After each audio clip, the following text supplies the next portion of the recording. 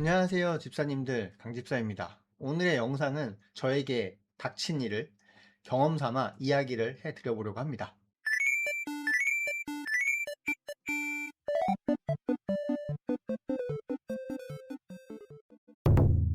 다들 아실 거예요. 저는 매년 배지에 건강검진을 받고 있습니다. 그런데 어느 날 갑자기 눈에 구멍이 뚫린 거예요. 그래서 이게 왜 이러지? 라고 생각이 들어서 병원에 가서 계속 확인을 했었는데 노견이라서 미네랄이 축적돼서 이런 문제가 생길 수가 있다. 계속 지켜보자 라고 이야기를 해 주셔서 그 말을 듣고 계속 방치를 했습니다. 근데 갑자기 구멍이 뚫렸어요. 천공이라고 하죠.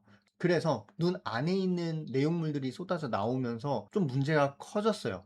자, 그래서 오늘은 제가 이렇게 문제가 생기고 난 원인과 그리고 치료 과정에서 알게 된 내용들을 좀 알려드려서 시청하시는 분들께서는 동물병원 여기저기 다니지 마시고 빠르게 대처하시길 바라는 마음으로 영상을 찍고 있으니까요. 꼭 영상 끝까지 봐주시면 감사하겠습니다.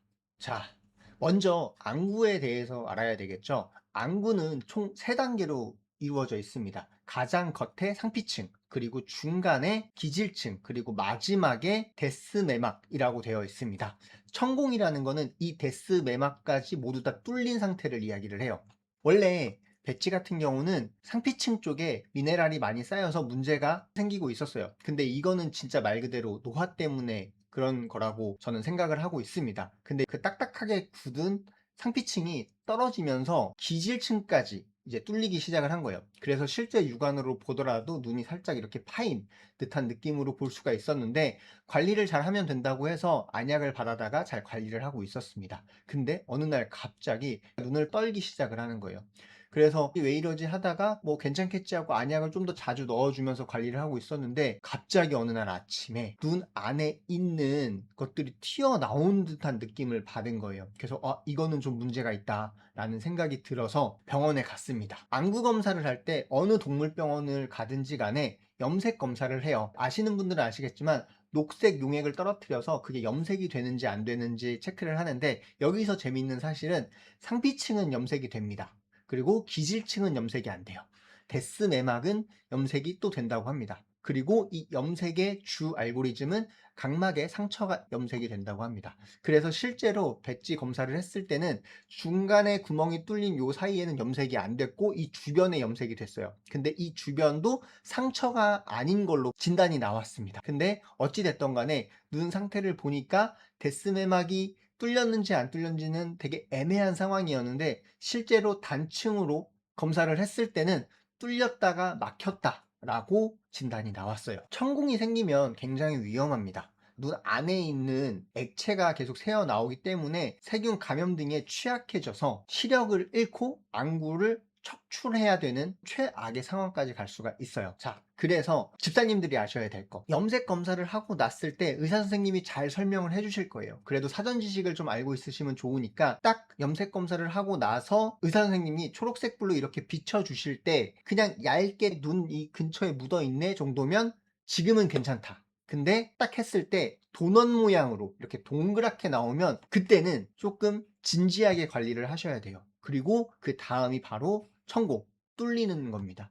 반복적으로 이야기 드리지만 저처럼 그냥 괜찮겠지라고 생각하면서 안약 관리만 하지 마시고요. 지금 이야기 드린 것처럼 이거 누가 봐도 도넛 모양인데 누가 봐도 깊게 파였는데 라고 생각이 드시면 원래 가시던 동네 병원이 아니라 안구 전문 병원에 가셔서 실질적으로 관리 케어를 받으시길 권장드립니다. 제가 그걸 못해서 뚫린 것 같아요. 그러면 저희 배지 사례로 이야기를 드려볼게요.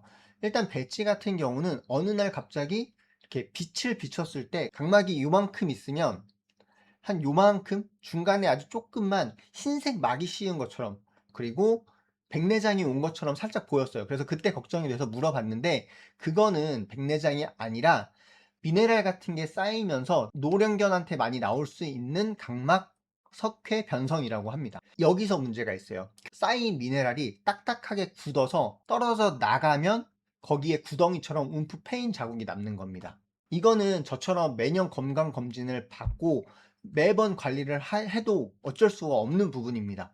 그래서 제가 이야기 드리고 싶은 거는 저처럼 노령견한테 나올 수 있는 각막 석회 변성이니까 그냥 잘 관리해야지 하고 넘어가지 마시고요. 이 딱딱하게 굳은 미네랄을 잘 관리할 수 있게, 그게 떨어져 나가서 움푹 패인 도넛 모양의 구덩이가 생기지 않게 반려동물 안과 전문 병원에 가서 관리를 해주시면, 물론 벌어질 일은 벌어지겠지만 벌어질 일을 최대한 뒤로 미룰 수 있게 관리하는 게 가장 중요할 것 같습니다.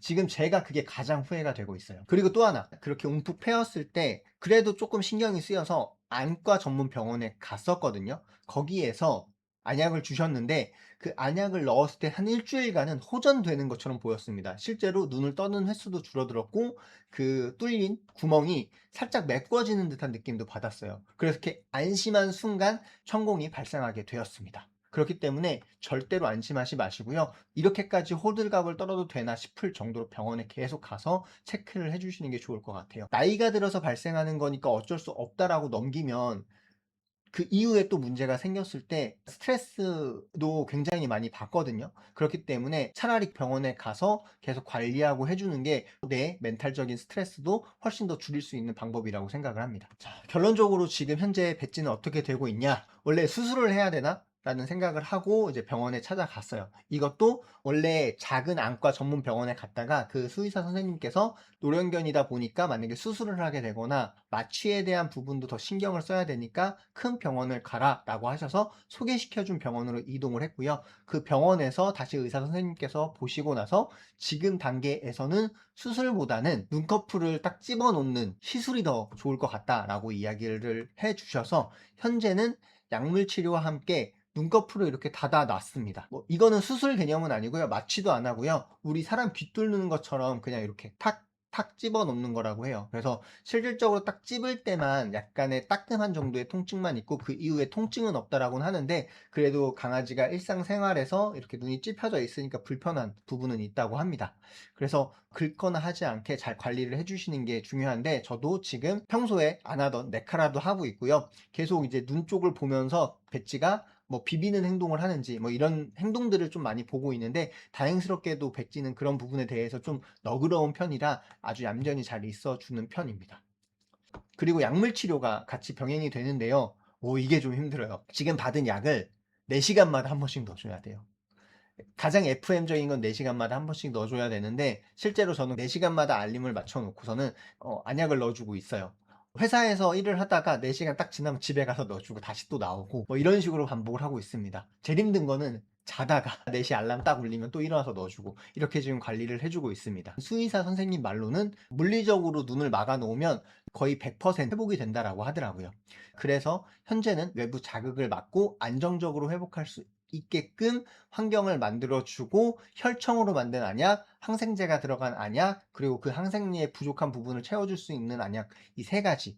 그리고 문제가 생기지 않은 반대쪽 눈에는 관리를 할 수 있게 2가지 안약을 넣고 있습니다. 각막 석회 변성 이야기 드렸던 요 병은 치료가 가능한 병은 솔직히 아니라고 해요. 그래서 완치가 되는 병이 아니기 때문에 꾸준하게 관리해야 되는 병이니까, 방금 제가 이야기 드렸던 것처럼 병원에 이렇게까지 가서 내가 이야기를 해서 고쳐야 되나 싶을 정도로 많이 방문을 하셔가지고 꾸준하게 관리해서 그 딱딱하게 굳은 게 떨어지지 않게끔 잘 관리를 해주시고, 떨어졌다 라고 하더라도 지금까지 관리해 놓은 게 있으시다 보니까 그거에 맞는 안약 처방을 받으셔서 관리를 해주신다면 금방 메꿔지고 금방 회복되고 할 거니까 저처럼 후회하지 마시고 꼭 열심히 관리를 해주시면 좋을 것 같습니다. 그럼 여기까지 이야기를 해봤고요. 제 영상을 보신 집사님들께서 오늘 제 이야기로 통해서 우리 아이도 한번 눈 상태를 봐야 되겠다. 눈이 좀 뿌였네? 하얀 점이 있네? 뭔가 좀 이상하네? 라는 차이점을 느낄 수 있는 계기가 되면 저는 그걸로도 충분합니다. 물론 제가 지금 이야기 드렸던 거는 제 개인적인 내용과 의사 선생님이 얘기해 준 거를 전달하는 이야기긴 하지만, 안구에 문제가 생긴 것 같다라는 생각이 들으셨을 때는 꼭 주변에 있는 안과 전문 동물병원에 가서 수의사 선생님의 의견을 꼭 들어서 관리를 해주시면 좋을 것 같고요. 제가 이야기한 부분 중에서 좀 아쉬운 내용이 있다라는 내용이 있으시면 댓글로 남겨주세요. 그럼 영상을 보시는 분들도 이 댓글을 보시고 조금 더 내용을 찾아볼 수 있을 테니까 도움이 될 것 같습니다. 자, 우리 배지 지금 열심히 회복 중이니까 많은 응원 부탁드리고요. 그리고 같은 상황이신 분들 댓글 남겨주시면 저도 열심히 응원해 보도록 하겠습니다. 오늘 영상도 이렇게 봐주셔서 감사하고요. 저는 또 다음 영상으로 뵙고요. 우리 모든 반려견들 건강했으면 좋겠습니다. 감사합니다. 안녕.